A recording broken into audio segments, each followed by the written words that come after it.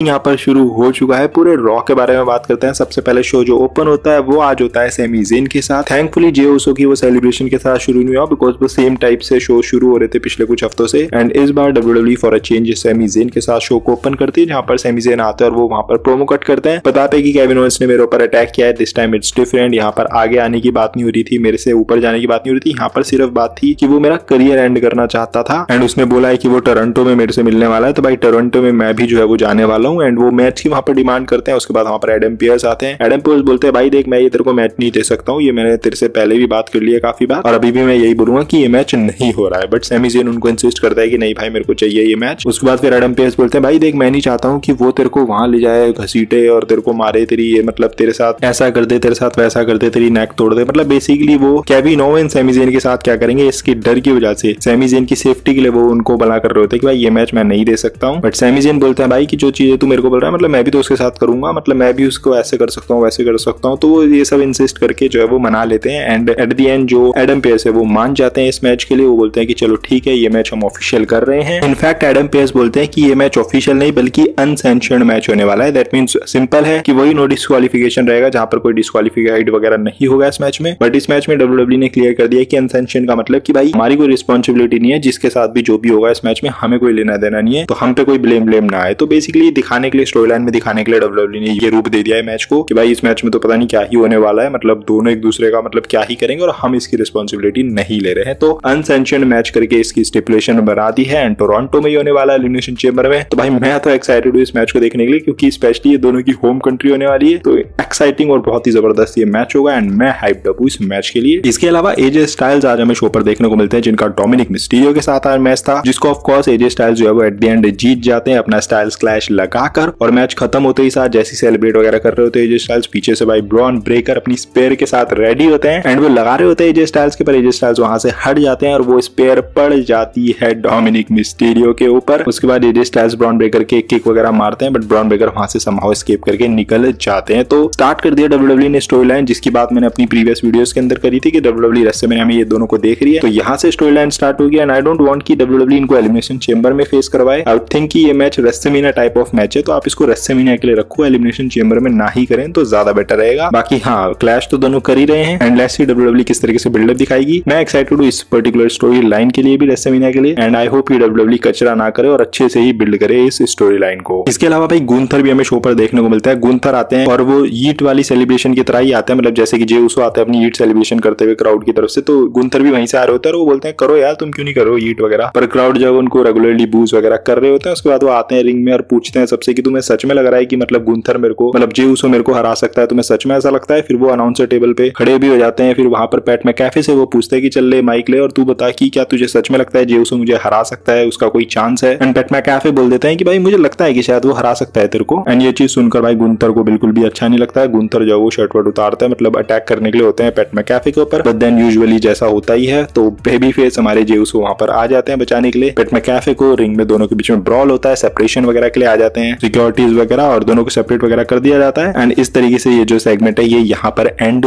हो जाता है। और जे उसो बैक स्टेज में भी बोलते हैं कि भाई देखो, लोगों को लगता है कि मैं नहीं हरा पाऊंगा, बट मैं तुम्हारे सामने खड़ा हूँ as the royal rumble winner, और रेसलमेनिया में भी मैं पूरी दुनिया को शॉक करने वाला हूँ जब मैं गुंथर को हराकर बनूंगा वर्ल्ड हैवीवेट चैंपियन। तो देखते हैं इस मैच का बिल्डअप। मैं बोलूंगा कि उतना इंटरेस्टिंग नहीं और ज्यादा दुख इसलिए क्योंकि ये मेन इवेंट है। अगर ये नॉर्मल मैच होता ना, मतलब यही मैच रख देते आप चैंपियनशिप के लिए भी रख देते, बट अगर गुंथर को आपने जे उसो के साथ मैच देना था तो ये मेन इवेंट नहीं होना चाहिए था। मतलब ये होना चाहिए था कि कोई चलो तीसरा चौथा मैच है, मतलब रॉयल रंबल कोई और जीता होता और गुंथर जो है वो जे उसो को एक अलग तरीके से फेस कर रहा होता। मतलब ये रॉयल रंबल वाली जो चीज करी है, आई थिंक इससे थोड़ी बहुत बैकलैश मिल रही है, बट ये बैकलैश भी इंटरनेट वाली है। मतलब अगर आप क्राउड में जाके देखो तो क्राउड जो है वो जे उसो को पूरा सपोर्ट कर रहा है, मतलब जैसा WWE को रिएक्शन चाहिए वो मिल रहा है उनको जे उसो के लिए। अब देखते हैं WWE इसको किस तरीके से आगे स्टोरी लाइन को प्रोग्रेस करने वाली है। मैं बोलूंगा एक्साइटेड तो नहीं हूं मैं इस स्टोरी लाइन के लिए, बट ठीक है देख लेंगे, इतनी भी बुरी नहीं है, बट ठीक है मतलब ओके ओके है मेरे लिए, बहुत ज्यादा वाव नहीं है मेरे लिए टू बी ऑनेस्ट। इसके अलावा पेंटा जो है वो पीट डन को हरा देते हैं। पेंटा के बारे में मैं बोल देता हूँ क्योंकि पेंटा के बारे में मैंने बात नहीं करी है जब से उनका डेब्यू हुआ है WWE के अंदर, तो मेरे को अच्छा लग रहा है। मतलब क्योंकि मैं शुरू में इसलिए नहीं बोलना चाह रहा था बिकॉज आई फेल्ट कि चलो थोड़ा भी दे देते हैं इसको मौका, मैचेस वैचेस इसके देख लेते हैं तब थोड़ा ढंग से बात करेंगे। तो पेंटा में प्रॉमिस वो नजर आ रहा है, वो करियर उसका ऑफ कोर्स इनक्रेडिबल रहा ही है WWE से पहले, अच्छी खासी उनकी एज हो चुकी है, तो करियर वो ऑलरेडी बना के आ चुके हैं। बट अब है कि भाई WWE ऑडियंस में अपने आप को किस तरीके से वो दिखाते हैं। एंड वो रे मिस्टीरियो के साथ उनका रेसलमेनिया में मैच जो कि रूमर्ड था, अब लेट्स सी WWE इसको बिल्ड बिल्ड करेगी, कैसे करेगी, क्योंकि दोनों बेबी फेस हैं तो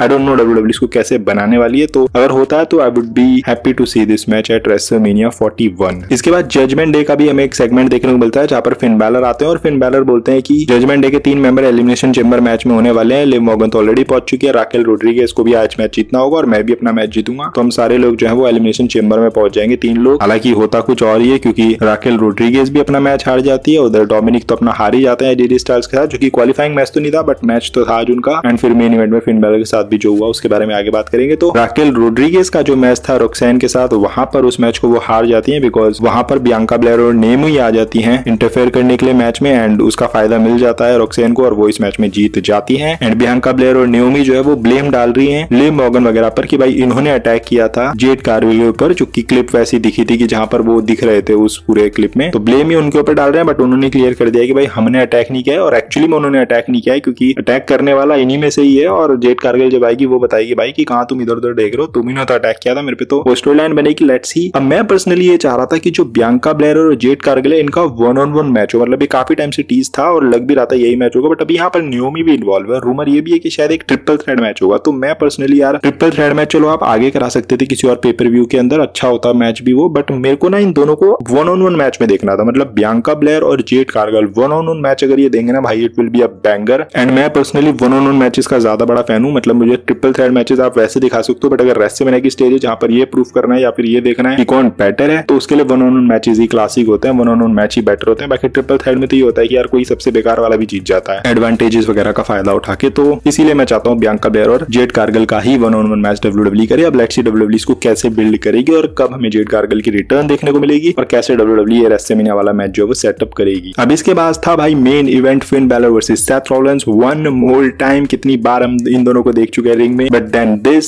was another banger from these two. पहले भी इन्होंने काफी कमाल के मैचेस दिए हैं, एक दो अगर छोड़ दो आप तो बाकी इन्होंने कमाल के मैचेस दिए और दोनों की केमिस्ट्री बहुत कमाल की लगती है। एंड मैं एक चीज बोलना चाहूंगा कि जो फिन बैलर है ना उनका बेस्ट जो है वो सेथ रॉलिंस से निकालते हैं, मतलब फिन बैलर को आप बाकी सुपरस्टार्स के साथ मैच रेसल करते हुए देखो अच्छे रेसल करते हैं वो, बट जब वो सेथ रॉलिंस के साथ करते हैं तो वो बहुत ही जबरदस्त लगते हैं। मतलब बेस्ट अगर कोई निकालता है फिन बैलर का मेरे अकॉर्डिंग तो वो सेथ रॉलिंस हैं। एंड एक जबरदस्त मैच क्लासिक मैच एंड में अपना सेथ रॉलिंस जो है वो कर्ब स्टॉम्प लगाकर जीत जाते हैं। एक ऐसा फॉल भी आता है जहां पर पेडिग्री लगाते हैं सेथ रॉलिंस फिन बैलर के ऊपर और फिन बैलर किक आउट नहीं करते बट रेफरी वहां पर रुक जाता है तीसरे काउंट पे, तो वो बड़ा अजीब सा लगा। बट उसको WWE ने दिखा दिया ऐसे कि मतलब रेफरी ने जानबूझकर किया, मतलब वो रिएक्शन भी आया सेथ रॉलिंस का, तो वो समझ नहीं आया कि वो बॉच था रेफरी की तरफ से या फिन बैलर की तरफ से बॉच था या वो WWE वैसे एक्चुअली में दिखाना चाह रही थी, तो वो थोड़ा सा क्लियर नहीं है। बट हाँ मेरे को एक चीज ये बेकार लग रही है, फिन बैलर एक तो एक और मैच हार चुका है, चलो ये मैच तो उसका हारना बनता ही था क्योंकि सेथ रॉलिंस हमको चाहिए था एलिमिनेशन चेंबर में no doubt, but Finn Balor एक और हार झेल चुका है, मतलब वो बड़ी से बड़ी हारे झेल रहा है। कहाँ वो फर्स्ट यूनिवर्सल चैंपियन था, कहाँ उसके बारे में बातें हो रही थी कि भाई ये नेक्स्ट बिग थिंग और ये सब बनेगा, बट देन अभी तो भाई बुरे हाल हो रहे हैं। फिन बैलर पिन बैलर बना हुआ है जहां पर वो पिन पे पिन लिए जा रहा है और हारता भी वो वैसे नहीं है कि मतलब रोल अप से हार गया, वो पिन ही ले रहा है मतलब क्लीन, तो वो बड़ा बेकार लग रहा है, उसका कैरेक्टर को बहुत ज्यादा डैमेज कर रही है WWE। यहाँ पर भी अगर आप देखोगे तो चलो पिन से आपने सेथ रॉलिंस को जिता दिया, कोई दिक्कत नहीं है, सेथ रॉलिंस बहुत बड़ा सुपरस्टार है, बट देन फिर वो फिन बैलर जब अपना कूडो ग्रॉस लगा रहा है मूव तो उसमें सेथ रॉलिंस किक आउट कर रहा है या फिर उसमें वो बच जा रहा है, तो वो मुझे ऐसा लग रहा है कि आप कूडो ग्रॉस की जो इंपॉर्टेंस है या जो कूडो ग्रॉस की इंपैक्ट है उसको कम कर रहे हो और उधर से उसने कर्ब स्टॉम्प एक ही लगाया और फिन बैलर जीत, और ऐसा